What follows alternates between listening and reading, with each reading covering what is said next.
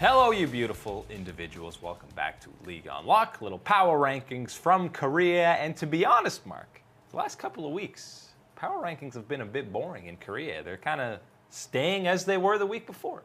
Not a lot of change going on right now because it's been pretty much status quo from the LCK, except, hey, maybe a little bit of excitement towards the top half, a little bit if you're thinking about maybe seeing Griffin unsettled here at #1, but of course, no, they're #1. Spoilers. But this week, Jin Air did get a win, which means, whoa, they're going way up the standings here, all the way to 10th place, because that's where they've been since week 1, and that's where they will be until the end of the regular season. We didn't see KT last week, so they were back in action. Score returns. He got the series win against Gen G, which is why they're one spot above them. Woohoo! You got to say, hey, Jin Air at 1-3, we almost had it. We almost had Jin Air getting their first win of the season here this week, and you almost had Griffin dropping the first game of the split. That would have been great. Would have been poetic justice. Perfect symmetry here in the LCK, but it doesn't happen. Jin Air at #10. And then when you're starting to look towards the top half of this bid here, and you're looking at Hanwha and you're looking at Afrika, well, hey, Afrika is just thinking to themselves, hey, we don't want to be in that battle for relegation here. We're above KT and Gen G. We're doing good. But when you're talking about Hanwha, Hanwha is absolutely in that fight for a playoff spot with the likes of Damwon, and they really need to be thinking to themselves, how are we going to kick it into that next gear to get to these playoff spots here in the next week or two? Yeah, it's not really fair to have them in the same bracket as Afrika, KT, Gen G, Jin Air, but this week when Afrika and KT actually met up, you saw that Afrika kind of figured out, okay, we'll throw in our third mid laner, and hopefully that will work for us. And it actually did against KT. I thought that Afrika were doomed in this match because Score was back, and you're thinking, okay, maybe it's too late, but maybe KT Rolster finally turned things around a little bit. Smeb is popping off on a Yorick in some of these games. And then, of course, they get clean 2-0'd by Afrika. Well, this is also something where you notice his son is basically only, like, he's one of his only champions that he's known for being incredibly proficient on. Penta! Is the Zoe. And what happens here? A Zoe pentakill. Well, how do you get a Zoe pentakill if Zoe's banned? That's right, she wasn't banned because they did not do their homework. That was the one ban you gotta make against this guy subbing in here.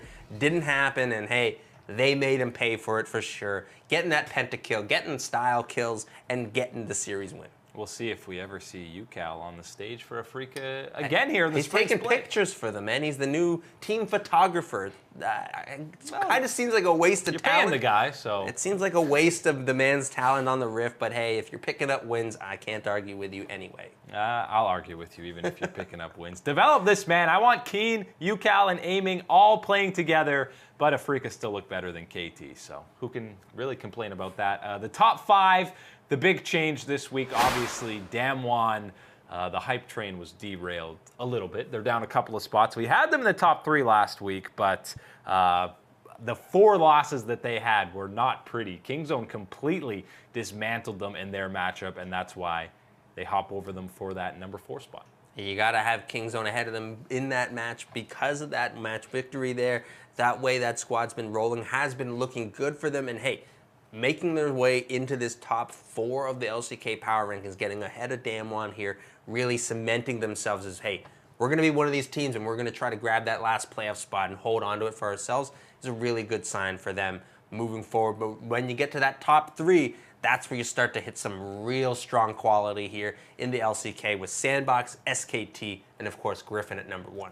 And Sandbox, again, they had that series win against Damwon. Their 2 wins were very clean. The game 2 was very back and forth, and they got 2-0'd by Griffin, but it's almost to the point now where you can't knock a team for getting 2-0'd for Griffin. You praise them when they can take a game off of them, and that's still Sandbox only one of 2 teams to do that. So this team is definitely a team to check out and look out for in the playoffs. And by the way, this top 3 in Sandbox, SKT, and Griffin are pretty much the only teams to start the same 5 players in every single match. Yeah, there's that consistency here with these top 3 teams and their lineups for the most part. And when you're thinking about, well, okay, we got Sandbox up here. As we said towards the beginning of the year, we thought that Sandbox Gaming would struggle with a lot more of the macro map play type of situations and not the individual skill level of play. And of course, as you know, the individual skill level of play has absolutely been there for Sandbox, and the macro and map play has looked really good for them, a lot better than it was at the start of the spring split here. They've definitely made improvements, and climbing into the top 3 of the power rankings seems about right for the Sandbox squad. And I think On Fleek is one of, if not the most aggressive jungler in the LCK right now, and I think you slide him right behind Tarzan and Clid for top 3 in the LCK right now. Yeah, that's why you have these top 3 teams, and that is a big presence, is their junglers for these 3 squads, but you gotta be saying it right.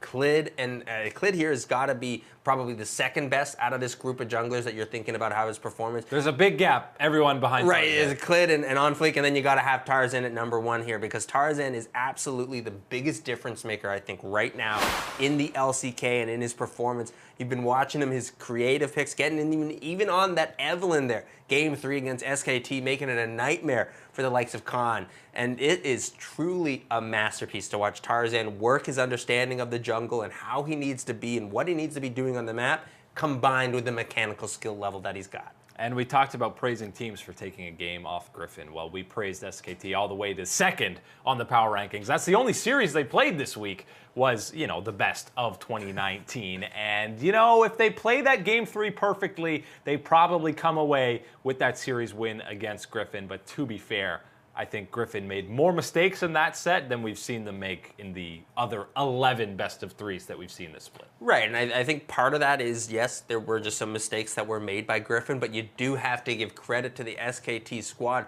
for forcing those mistakes out of Griffin, pressuring them into those situations where these mistakes were happening, and not only making these mistakes happen for Griffin, capitalizing on a lot of those mistakes as well was a big reason why SKT made that series so competitive. And we'll be seeing plenty of more games from both these guys. There's no more LCK on Wednesdays anymore till the end of the split, so that's why we're prolonging this out to the extra week. I believe there's 10 weeks of regular season in the LCK. So by the time EU wraps up, there's going to be plenty of games left across all the other regions. EU is truly ahead of their time.